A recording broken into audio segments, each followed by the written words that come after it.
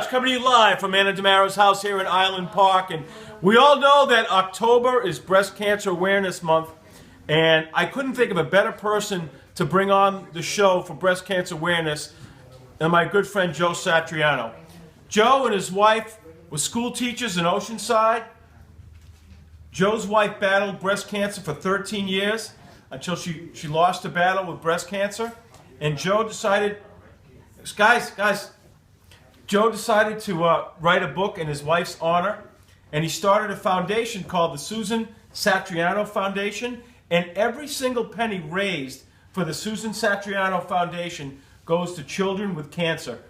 And Joe, later in the interview, is going to talk about an Oceanside family that he's going to help. But Joe, talk about your wife's journey and what gave you the motivation to write this beautiful book and start this wonderful foundation. Well, thank you first, Howie, for having me on the show again.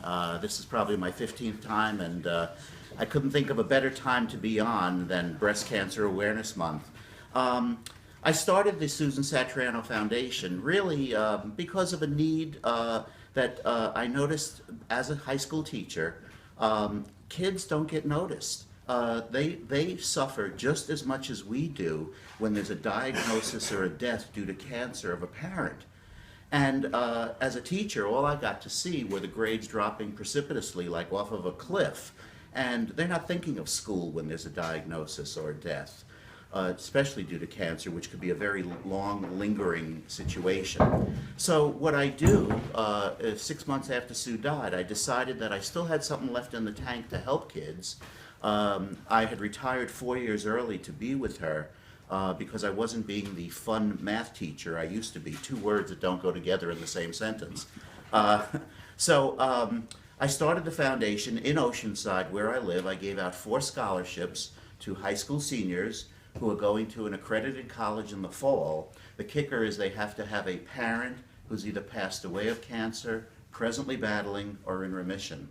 And from those 4 kids, who by the way have become lifelong friends to me, I get letters from them just about every year, just to let me know about how they're doing. They have kids of their own now. It's grown in leaps and bounds. I've just finished my 9th academic year. You're looking at the foundation, it's me and me alone. I have given out well over $400,000 to over 700 kids across the nation. I got this other brainstorm because, you know, you start a foundation and you have a goal in mind and you want to now know, well, how are you going to fund it? Well, one of the things that I did surprise myself, Howie, about doing was I actually wrote a book called In Sickness and in Health, A Memoir of Love.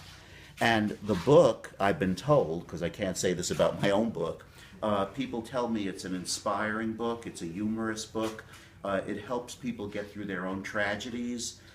So that's one perk that I never ever thought I had in me, to be able to do that. But the other wonderful perk, which I knew I wanted to do with the book, is 100% of its proceeds goes to the foundation. I don't take a penny for it. And since the book has been out, which is now going on 5 years, the foundation has grown by close to $15,000 because of its sales. So it's amazing. And, you know, it's a journey which is something that I never dreamed of, how it took off. And it's going to grow in leaps and bounds because these kids exist all over the country. I am now not only helping over 50 districts on Long Island, I'm helping over 24 across the nation as well. And one of the wonderful things is not only do I give out scholarships to them, but I go into each school and I interview each and every child. Not to select one against the other because they all get it if they meet the requirements. I merely go to give them a chance to talk. For many of them, it's the first time they've ever brought up the issue. And once I tell them my story, they usually open up like crazy. So it's been an incredible run. You know, I know that this is going to grow further in leaps and bounds. These kids exist all over the place. I hope one day I can give out my scholarships for a different reason. Until they cure cancer, unfortunately, these kids are there. Joe, just yesterday I was alerted of a tragic situation right in your hometown of Oceanside where kids would be perfect for the scholarship. 13-year-old boy named Josh Kavanaugh, 17-year-old girl named Amanda Kavanaugh. 2 years ago, their mom passed away of breast cancer. Last week, their father, 51-year-old Sean Kavanaugh, passed away. So these two children who grew up in Long Beach on Delaware, now live in Oceanside, have lost both their parents in 2 years. Amanda is a senior at Oceanside High School in your hometown. I would think Amanda would be a perfect candidate for a scholarship. And I know our show is committed, Trish Daly and so many other people in Long Beach are committed to helping out these two children. Well, you're absolutely right, Howie. Amanda will be getting the award in June because she does unfortunately meet the requirements. These are exactly the types of kids that my heart goes out to.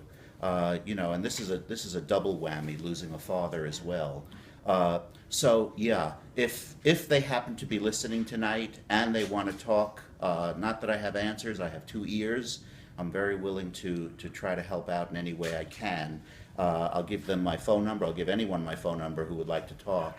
It's 516-603-5520. A number of people in the audience here have been nice enough to donate to these two kids. I've already gotten a couple $100, which is great. I also will not only do my own donation to them, but I will vow this, that every book I sell this month, half of that will go to them as well. So we do what we can to help the situation. Your heart goes out to these kids and kids like them, and we hope that somehow, some way, they find the strength and the courage to move forward and keep going.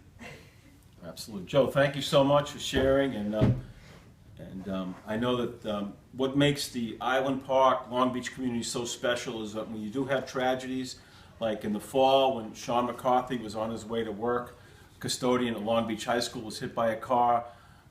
A lot of fundraisers. We organized one at Billy's Beach Cafe and raised thousands of dollars. So the community of Oceansides and Island Park are always there to help out their friends and neighbors through tough times, and they'll be there for the Kavanaugh children.